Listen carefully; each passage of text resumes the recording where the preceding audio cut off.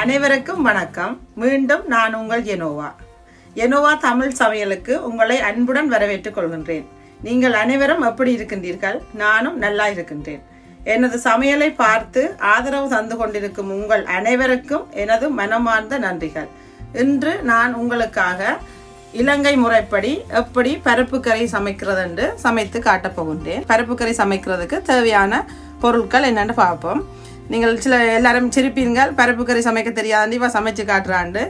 இது சமைக்க தெரியாத பருப்பு கறி எப்படி சமைக்கிறதுன்னு சமைக்க தெரியாத அவர்களுக்காகத்தான் நான் இதை செய்து காட்டுறேன். எத்தனையோ பேர் இங்கே வெளிநாடுகளில் எல்லாம் தாய் தகப்பனோட இல்லாமலுக்கும் மனைவிமார்களோட இல்லாமலுக்கும் இருப்பினோம். அவியல் வேலைக்கு போயிட்டு வந்து அப்படி சமைக்கிறேன்னு தெரியாமலுக்கு இருப்பினோம். அவியலுக்காகவும் இதை நான் உங்களுக்கு சமைத்து காட்டுகின்றேன்.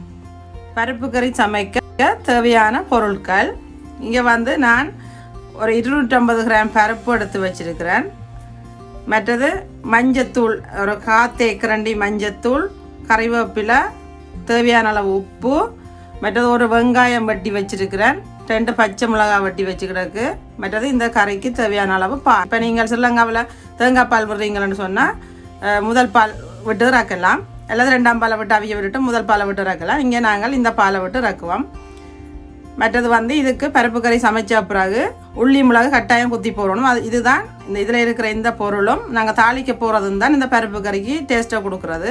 அப்போ இதில் 3 பல்லு உள்ளியும், ஒரு 1/4 தேக்கரண்டி சின்ன சீரகமும், 1/2 தேக்கரண்டி மிளகும் எடுத்து வச்சிருக்கிறேன். இது உங்களோட வீடுகளில் சின்ன பிள்ளைகள் இருந்தால் நீங்கள் இந்த பச்சை மிளகாயும் குறைச்சி போடலாம். இதில் இந்த மிளகையும் நீங்கள் குறைச்சி போடலாம். உங்கள சுவைக்கேற்ற மாதிரி நீங்கள் போடணும். மற்றது இங்கே தாளிக்கிறதுக்காக நான் இதில் ஒரு வெங்காயம் வட்டி வச்சிருக்கிறேன், நீளமாக வட்டி வச்சிருக்கிறேன். இங்கே சின்னதாக வட்டி வச்சிருக்கிறேன். மற்றது இதை தாளிக்கிறதுக்கு வெங்காயம், 2 செத்த மிளகாய், ஒரு தேக்கரண்டி பெருஞ்சீரகம், கறிவேப்பிலை.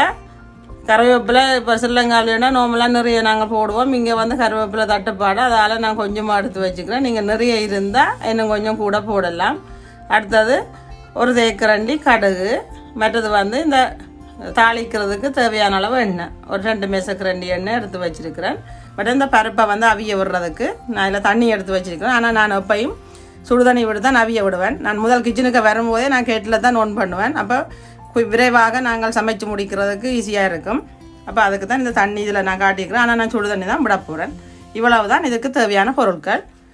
இனி நாங்கள் இதை எப்படி சமைக்கிறதுன்னு சொல்லி நான் உங்களுக்கு செய்து காட்டுறேன். இப்போ சட்டி சூடாகிட்டு நான் இதுக்கு தேவையான அளவு எண்ணெய் போடுறேன் தாளிக்கிறதுக்கு. இப்போ நான் நான்ஸ்டிக் சட்டி எண்ணெய் உங்களுக்கு நிறைய எண்ணெய் தேவையில்லை, நான் கொஞ்சமாக தான் விடுறேன்.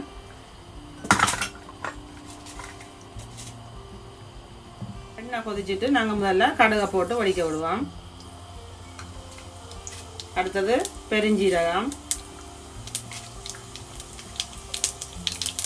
கருவேப்பிலை, 2 செத்த மிளகாய், அதோடைய இந்த வட்டி வச்சுக்கிற வெங்காயம். இப்போ நான் இந்த வெங்காயத்தை இதுக்கு வதக்க போட்டுட்டேன். நீங்கள் இந்த வெங்காயம் குயிக்காக உங்களுக்கு வதங்கணும்னு சொன்னால் நீங்கள் இதில் ஒரு துளி உப்பு போட்டிங்கன்னு சொன்னால் குயிக்காக வதங்கிடும். இப்போ இங்கே வெங்காயம் பொரிஞ்சு கொண்டு இருக்குது. இன்னும் கொஞ்சம் பொரியணும். கொஞ்சம் பொன்னிறமாக வந்தால் அப்புறம் எடுத்தால் தான் நல்லா இருக்கும். எனது வீடியோவை இதுவரைக்கும் சப்ஸ்கிரைப் பண்ணாதவர்கள் சப்ஸ்கிரைப் பண்ணுங்க. மற்றது கமெண்ட்ஸ் பண்ணுங்க. உங்களுக்கு என்ன அடுத்த சமையலை சமைக்கணுமென்றதை நீங்கள் எழுதி போடுங்க. இப்போ வெங்காயம் பொன்னிறமாக வந்துட்டுது. இந்த தாளிச்ச வெங்காயத்தை போட்டிங்கன்னு சொன்னால் பருப்பு கறி மிகவும் நல்ல சுவையாக இருக்கும். எரிய விடாமலுக்கு எடுக்கணும். இல்லைன்னு சொன்னால் எரிஞ்சுதுன்னு சொன்னால் உங்களுக்கு பருப்பு கறி இந்த நிறமும் மாறிடும். அப்போ நீங்கள் பக்கத்தில் நின்று பொன்னிறமாக பொரிய விட்டு எடுக்கணும். நீங்கள் எவ்வளோத்துக்கு தாளித்து போடுறீங்களோ அவ்வளோத்துக்கு நல்ல வாசமாக இருக்கும் உங்களை பருப்பு கறி. இப்போ இங்கே நாங்கள் தாளித்தது ரெடி ஆகிட்டுது. இப்போ நான் இதை வெளியில் எடுக்க போகிறேன். இப்போ இங்கே பார்த்தீங்கன்னு சொன்னால் பருப்பை நான் நல்லா தண்ணியில் கழுவி 2-3 தடவை கழுவி வடிவாக சுத்தம் செய்து வச்சுருக்கிறேன். இப்போ இந்த பருப்பை இந்த சட்டியில் போட்டு தண்ணி விட்டு அவிய விட போகிறேன். இப்போ இதுக்குள்ள அவிகிறதுக்கு தேவையான அளவு சுடு தண்ணியை விடுறேன்.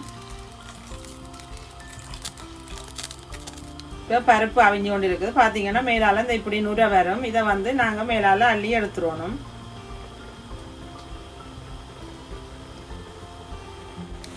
இப்போ இந்த பருப்பு கொஞ்சம் அவிஞ்சிட்டுது. நான் இதுக்குள்ள இந்த வட்டி வச்சுக்கிற பச்சை மிளகாய், இந்த வட்டி வச்சுக்கிற வெங்காயம், மற்றது கழுவி வடிவாக சுத்தம் செய்து வச்சுருக்கிற கருவேப்பிலை. கருவேப்பிலையை வந்து அப்போ நீங்கள் பிச்சு போட்டிங்கன்னா கூட நல்ல வாசமாக இருக்கும். மற்றது இதுக்கு தேவையான அளவு மஞ்சத்தூள், மற்றது தேவையான அளவு உப்பு. இப்போ இதெல்லாம் வெங்காயம் எல்லாத்தையும் போட்டுட்டு ஒருக்கா நல்லா மிக்ஸ் பண்ணி விடணும். உங்களை பருப்பு அவியே இல்லை, நீங்கள் விட்ட தண்ணி காணாது, பருப்பு அவியே இல்லைன்னா நீங்கள் திரும்ப பச்சை தண்ணியை விடக்கூடாது. நீங்கள் திரும்பவும் சுடு தண்ணியை தான் விடணும். சுடு தண்ணியை விட்டிங்கன்னா தான் குயிக்காக உங்களுக்கு அவியும். நாங்கள் பருப்பு அவிஞ்சு கொண்டு இருக்கிற டைமில் நாங்கள் இந்த உள்ளி மிளகு குத்த போகிறோம். இப்போ இதில் நான் மிளகு சின்ன சீரகம் போடுறேன். முதல்ல மிளகும் சின்ன சீரகம் தான் குத்தணும். அதுக்கப்புறம் தான் உள்ளியை போட்டு குத்தணும். அப்போ தான் வடிவாக குத்துப்படும். இப்போ நான் மிளகும் சின்ன சீரகத்தையும் நல்லா குத்தி போட்டேன். இப்போ வந்து உள்ளியை போட்டு அடிக்க போகிறேன்.